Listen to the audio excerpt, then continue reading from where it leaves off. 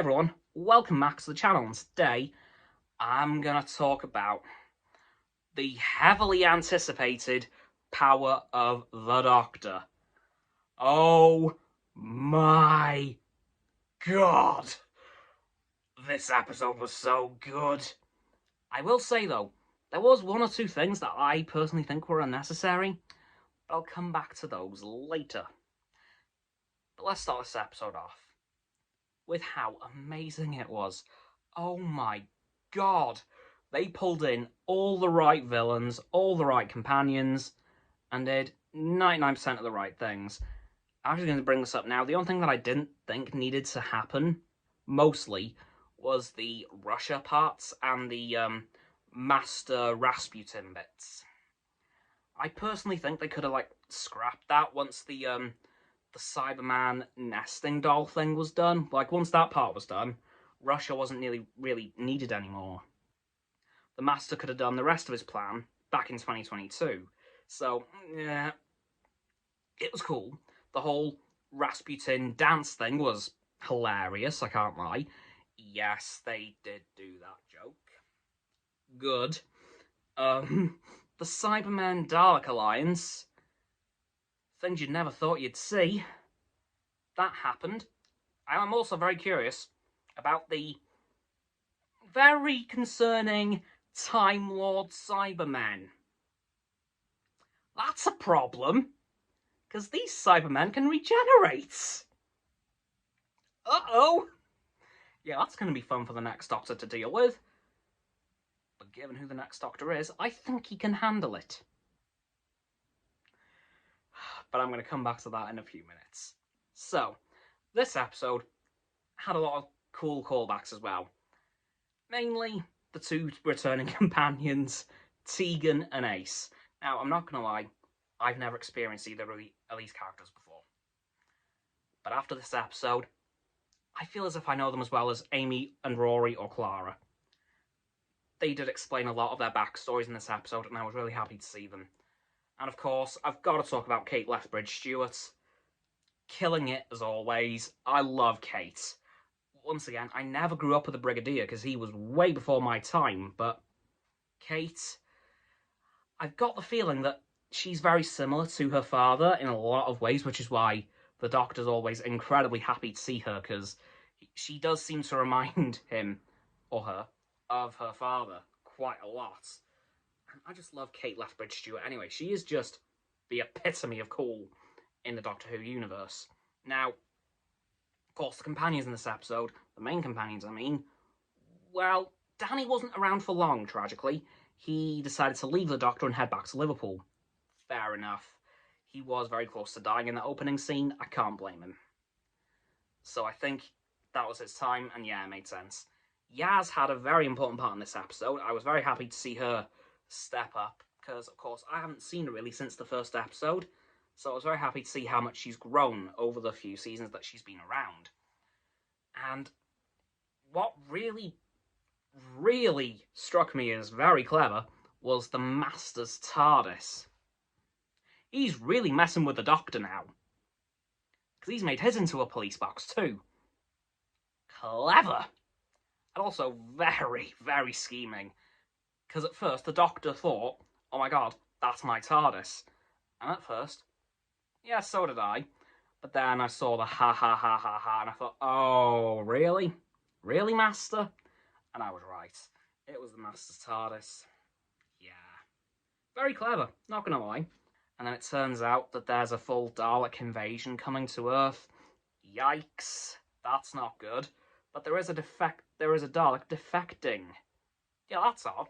And then the Doctor's trapped, which I thought was also kind of interesting. And then the whole Rasputin dance happened. That was fun. And then, yeah, then there was a forced regeneration.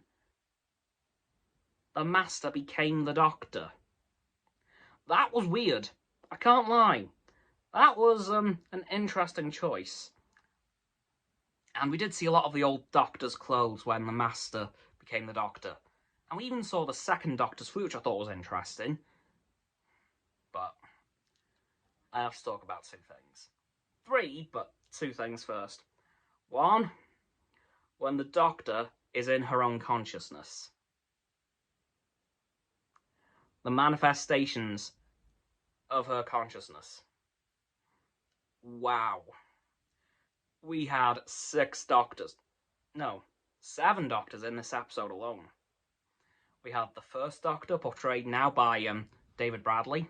The 5th Doctor, portrayed by Peter Davidson, which I was really happy to see. No, Pete Davidson, sorry. No, yeah, Peter Davidson, sorry. I keep messing up his name. Colin Baker, the 6th Doctor, which, oh my god. The 7th Doctor, Sylvester McCoy. And the 8th Doctor, Paul McGann. Out of nowhere. So we had most of the classic Doctors in the space of about 2 minutes. Wow. I was so happy to see them all. And the other thing I need to talk about is the Doctor's interactive AI hologram. That was really cool. Because it helped Yaz actually fly the TARDIS when the Doctor was the Master. So she kicked the Master out of the TARDIS and took the TARDIS for herself. And then the interactive AI kicked in. Yaz told the interactive AI what happened to her. The AI said, "Oh no, that's not good at all." And then something weird started happening. The interactive AI went to Tegan and Ace. And then, after about a minute of interacting with them both, it turned into their Doctors. The 5th and the 7th. And that was really emotional to see them back together. Because it seems that Ace fell out with the Doctor at some point. Maybe that happened in one of the Big Finish audiobooks, I don't know. But I was very happy to see them get a bit of closure from their Doctors. Like, they could have had it from Jodie, but no. It turned into their Doctors. And I thought that was a really nice detail that they didn't really need to do, but they totally did. They had to do that. But then, of course, by the end of the episode, the Doctor puts a stop to the Master's plans, but the Master also fatally wounds the Doctor. Because the Doctor is transferred back into her own body and the Master back into his own. But, of course, during all this, there's a Cybermen invasion on Unit. Uh-oh. And Ace and, well, Tegan and Kate have to stop it while Ace gets herself out of there and into the volcanoes that the Daleks have set up to blow up at any given moment. Like, every volcano on Earth is set to blow, but Ace and Graham, actually, who returns, stops them, which is brilliant to see, by the way. But then after all that happens, the world's saved, but the Master does fatally wound the Doctor. And as we know, that triggers a regeneration. And it's a long, drawn-out regeneration. Very long, drawn-out. Even enough time for the Doctor to grab ice cream for her and Yaz and sit on top of the TARDIS, looking over Earth. And then the Doctor drops Yaz off back on Earth and says, "Okay, time for me to go." And then she does. And then something that we were all expecting happened. The Doctor stood on the edge of a cliff, regenerated, and then said the words, "I know these teeth." Because we finally have the return of the 10th Doctor, who is now technically also the 14th, David Tennant. And I am beyond happy because it's now been confirmed that he's going to have 3 episodes of the Doctor. Yes! I'm so happy about that, oh my god. And there's now rumours that my Doctor, Matt Smith's returning too, so this is going to be good. But during that little regeneration sequence as well, something else really cool happened. I can't lie. Danny, Graham, and Yaz all met up, and they were invited to something by Graham. It was a meeting of old companions. Yep. We had Mel, who was the 4th and 5th Doctor's first companion. We had Tegan, obviously, there as well as Ace. And a couple of others, including Joe Grant, who was last seen in Sarah Jane Adventures, which, yes, I love that show, and I was very happy to see Joe back. And then they really pulled the heartstrings and brought back one of the first Doctor's companions, Ian, who was actually one of the teachers of the Doctor's granddaughter, Susan, from the first couple of episodes. So I'm not gonna lie, this episode was really, really damn good. I would recommend you check it out if you haven't already. If you haven't, why are you watching this video? I've just spoiled the entire thing for you. But yeah, I would definitely recommend watching this episode, or if you want to watch it again, yes, because I definitely will be multiple times. Gotta be honest though, hasn't dethroned Day of the Doctor as my favourite episode. Yet. There's still a couple of rewatches to determine that.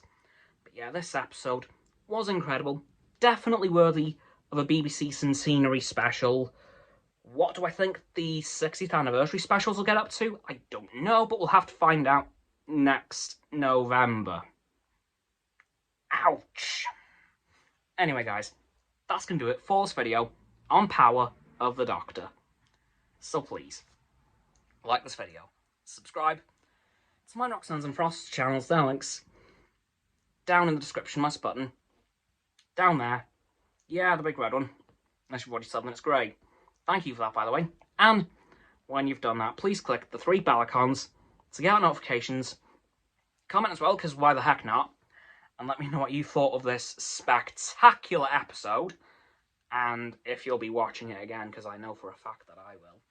Once you've done that too, please follow me on my social medias. They'll be in the link tree in the description. Below that will be Roxanne's website and Frost's Instagram.